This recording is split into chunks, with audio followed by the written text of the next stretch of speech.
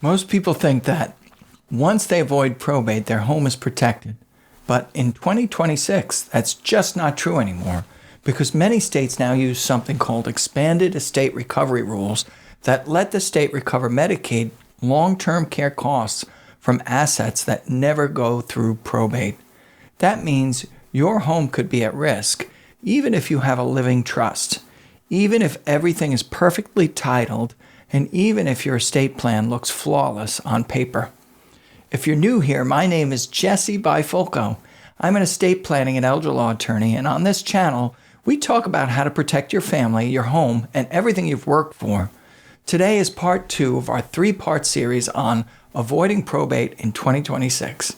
And this may be the most important piece of the series because this is the part most families never hear about until it's too late.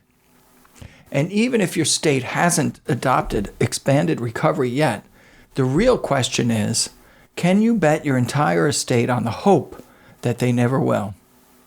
Today I'm going to show you how expanded recovery actually works, the states where people are getting blindsided, and the steps families are taking right now to avoid losing their home after nursing home care.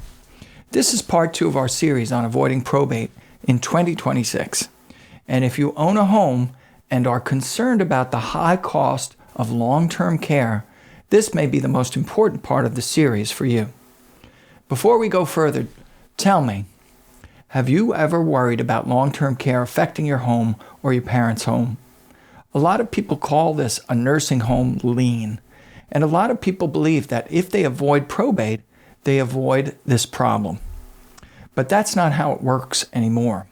Last time we talked about why avoiding probate isn't enough and how strategies like joint ownership or beneficiary forms can actually backfire. Today we're going deeper into a threat most families have never heard of, expanded estate recovery.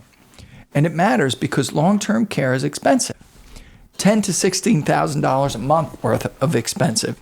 Since more than 70% of people over the age of 65 will spend some time in a nursing home, statistically, most families are exposed to this risk. If Medicaid pays that cost, the state has a right to recover the money after you die. And typically, in many circumstances, they're recovering that from your house. That's called estate recovery. Traditionally, it only applied to your probate estate, but many states have expanded it. Estate recovery used to be simple. If the asset went through probate, the state could grab it. If it avoided probate, a trust, joint ownership, beneficiary deed, it was protected. Families relied on that rule for decades, but that's no longer the case. Laws changed, definitions changed, and now in expanded recovery states, avoiding probate does not protect the home. Here's what expanded recovery really means. Medicaid is a federal program, and it does have a nursing home benefit. It's a federal program, but states run it. In 1993, Congress passed a law that allowed states to recover Medicaid costs from assets outside probate, anything you had an interest in at the time of death. That includes homes inside revocable living trusts, joint property, transfer on death deeds, pay on death accounts, even certain life estates. Depending on where you live, avoiding probate doesn't block recovery anymore. More than half the states allow some form of expanded recovery, and rules vary wildly. One state might only recover from probate assets. The next state might also recover from anything you owned, controlled, or had access to at your death. Some states change these rules quietly with very little public notice. That's why so many families are blindsided. Let me show you how this looks in real life. John and Martha did everything right. When Martha retired, they went to a seminar. They heard about nursing home costs and decided they never wanted a lien on their home. They met with an elder law attorney, created a living trust with Medicaid crisis powers, signed everything, and went home relieved. Years later, John had a fall and ended up in a nursing home. Martha died before him, and when John passed, the state placed a lien on their house, even though it was in the trust. What they did not know was that their state had adopted expanded recovery shortly after they signed their plan. Their trust avoided probate just fine, but it no longer avoided the Medicaid recovery. And no one told them the law changed. Families hear that and think, that won't happen to us. But let me show you the version that happens even more often. Imagine the law didn't change. John and Martha did. They moved. They started in Florida, a state that currently does not use expanded recovery. Their plan was perfect for Florida. Then they moved to Maine, which does use expanded recovery. Overnight, their trust stopped protecting their home, not because the plan was wrong, but because they crossed a state line. This is why estate planning is not a set-it-and-forget-it event. The law changes. Your life changes. Your plan must keep up.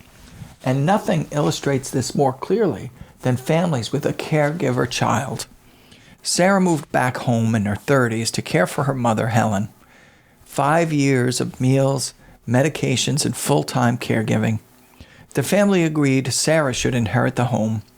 The home was in Helen's living trust, so everyone believed it was protected. When Helen died, Sarah got a letter she never expected. The state was placing a recovery lien against the house. Her mother had used Medicaid briefly in the last year of her life, and their state used expanded recovery. Her mom could have given her the house under the caregiver child exception while she was still alive, but they didn't know the rules. They didn't know that the caregiver child exemption has strict documentation requirements that must be in place before death. By the time Sarah learned this, it was too late. The house had to be sold to pay the lien. She didn't lose the home because she failed. She lost it because the rules changed quietly and she never knew. The next scenario is even more common: second marriages. David remarried. He wanted his new wife, Linda, to live in their home for life. He also wanted his 2 sons from his first marriage to inherit it after Linda passed. He created a living trust that accomplished exactly that. It was fair. It was thoughtful. The perfect plan. Years later, David died and Linda got to stay in the house. But before Linda passed away, she went into a nursing home. When their stepmother died, David's sons received shocking news. The state was claiming the home for Medicaid recovery. Their state had adopted expanded recovery, and the home was considered part of Linda's estate because she had an interest in it at death, or some right to it. The trust successfully avoided probate, but it did not protect the home from recovery. These stories all point to the same truth. Avoiding probate is not a protection strategy.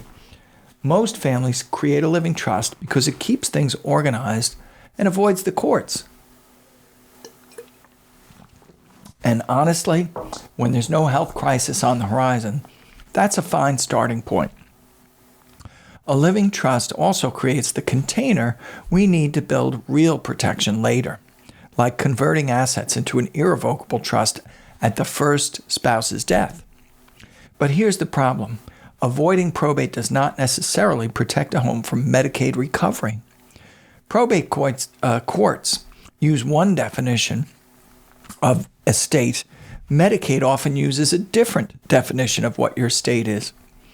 And in many states, that expanded definition includes assets inside your living trust. The danger is invisible. No letter arrives, no warning pops up on your trust.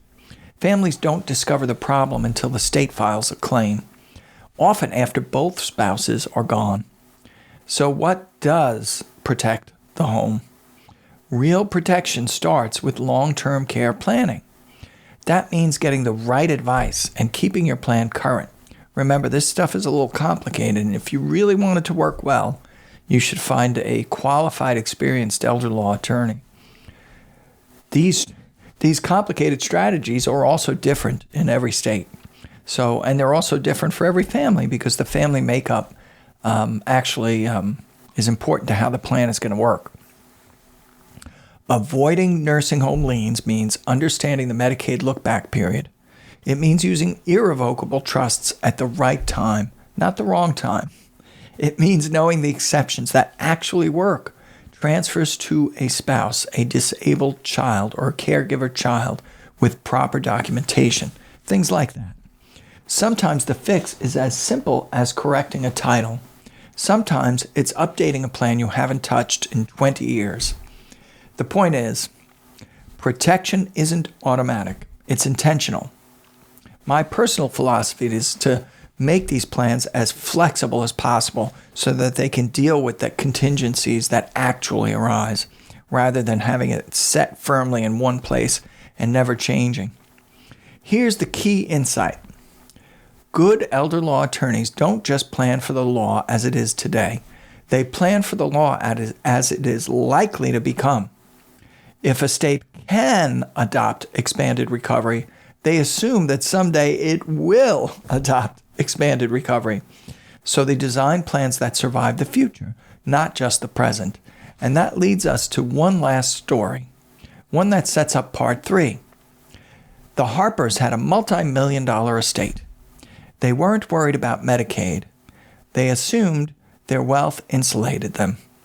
When Mr. Harper suffered a stroke, Mrs. Harper paid privately for care, believing it was temporary.